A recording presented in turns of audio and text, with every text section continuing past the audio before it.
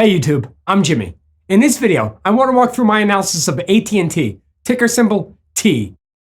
AT&T has been a great dividend payer for many years, and I wanted to try to take a closer look at AT&T to see if it's worth adding to our dividend portfolio that we're working on in our Dow 30 analysis. So here's how AT&T segments their business. Their largest segment is business solutions. You could break that down further by looking at wireless business solution, wired business solutions, strategic services. They have equipment, things like that. And then we have entertainment and internet services. Here, AT&T offers high-speed internet, landline voice and data services, equipment sales and rental.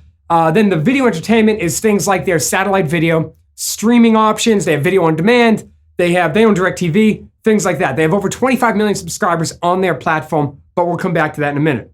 Then the next largest segment is consumer mobility. This is their traditional wireless business and all the equipment sales that goes along with that business. Then they have their international business. That's the smallest segment. They do about 5% of revenue. They did about 5% in 2017, so they're fairly small. Now, this is a chart of revenue. And as we can see, revenue has been fairly decent, and it had a nice pop back in 2016 and 2015 after they bought DirecTV in July of 2015. That was a nice contributor to revenue early on. Now, we can also tell by the green bars that analysts are expecting revenue to climb over the next few years, which is a good thing for AT&T stock. Now, if we switch to earnings per share, well, we can see that earnings per share has been struggling a bit compared to the revenue chart, but it's expected to have a nice jump going out the next few years. And we can see that that jump has already started. The dark blue line, that dark blue line is 3/4 of 2018 and 1/4 of 2017. So we can see that they're already heading in the right direction as far as earnings per share go. So now the question is AT&T worth buying now? So one key piece of news for AT&T right now is their pending acquisition of Time Warner. And in early 2018, AT&T announced the acquisition of Time Warner. Time Warner controls things like Warner Brothers, HBO, Turner Broadcasting, and things like that. If AT&T were to get the content that Time Warner has, the theory is that you put AT&T's distribution network behind that content and you end up with something very powerful. Well, since the announcement of the merger, the Department of Justice is trying to block it. So back in early December, just last month, they had oral arguments in front of the courts, and the consensus was that the arguments went fairly well for AT&T and Time Warner. So that's a good thing from a business perspective because this could really help their business in the long run. So I think we could put that to the side for now. We have to see what happens with that. So now let's look at their financials. So we already saw their annual numbers, but let's look a bit closer at the quarterly numbers. So this is AT&T's quarterly earnings per share. And as we can see, it's a bit volatile. But as you can tell, it's heading in the right direction because generally what we want to do is we want to compare quarter to quarter. So Q4 of 2016 compared to Q4 of 2017, it looks like there was a slight improvement. Q1 to Q1, good improvement. Q2 to Q2, another improvement. Q3 to Q3, looks pretty good as well. And if we believe analyst projections, it looks like that trend should continue. Now, this brings us to a mistake I made in a recent video. I just wanted to point it out here. So this chart here, this is the same chart of earnings per share, except the orange lines are GAAP. GAAP is generally accepted accounting principles. The orange lines are the way that the company is required to report it according to US law. The blue lines are adjustments made by analysts. And sometimes the company will make these adjustments as well. In AT&T's case, they made some adjustments, although analysts made additional adjustments on top of that. Well, in a recent video I did called Top 5 Dividend Stocks for 2019, there's a link in the description below if you're interested. Well, AT&T was one of those stocks in that video.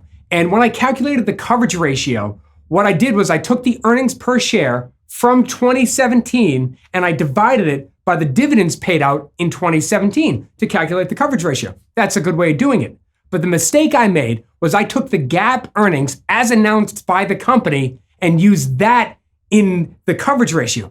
That was a mistake. So the reason for the huge difference between GAAP earnings and adjusted earnings per share in Q4 2017 were mostly related to the tax changes heading into 2018 and some accounting adjustments that AT&T had made.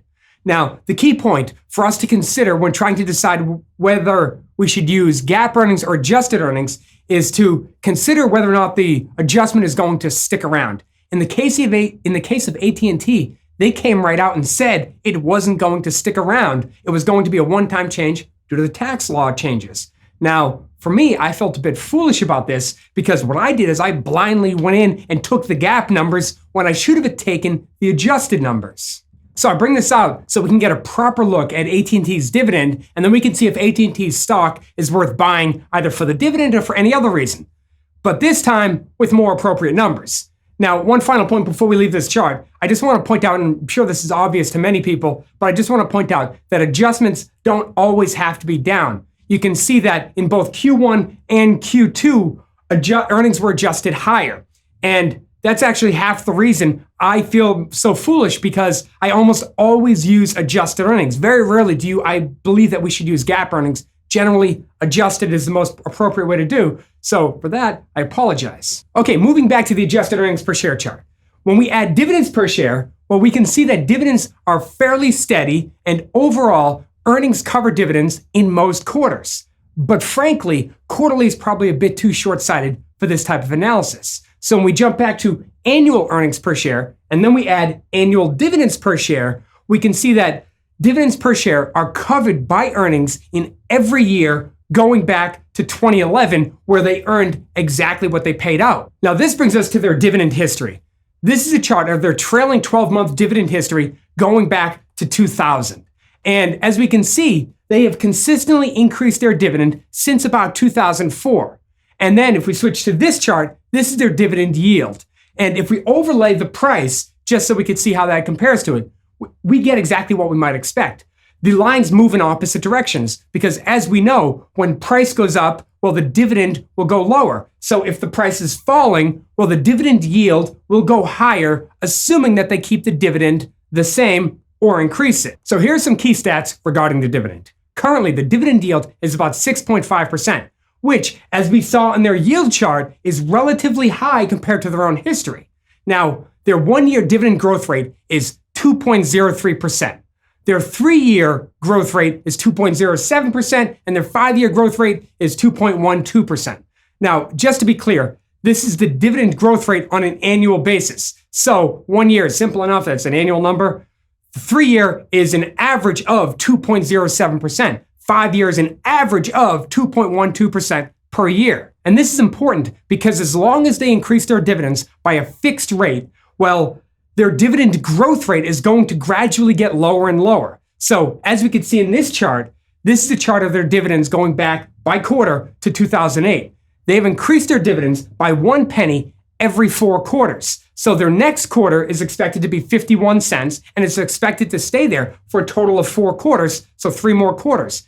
And the year after that, you guessed it, probably 52 cents. Now, the good news for us potential investors is that earnings per share is expected to keep growing, and I assume that AT&T's management will continue to strive to grow both their top line and their bottom line as quickly as they can. This is pretty evident with the Time Warner acquisition.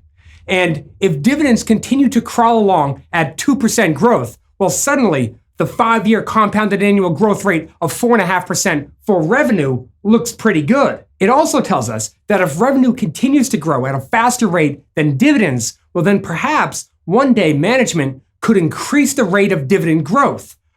Or maybe they just do a one-time jump in dividends. Or perhaps instead of letting the growth rate of dividends gradually decline, maybe they put a floor on it. Maybe they say, we're not going to let it fall less than 2%. And once it gets to 2% growth every year or every quarter, however they want to do it, every year they're going to increase dividends by 2%. Leave it there for 4 quarters and just fix it at 2%. So there's a couple things that management could do that would make this more interesting from a dividend perspective. Any of those scenarios work out well in my mind. And given how high the dividend yield is right now, I'm a big fan of AT&T stock, especially for the dividend portfolio.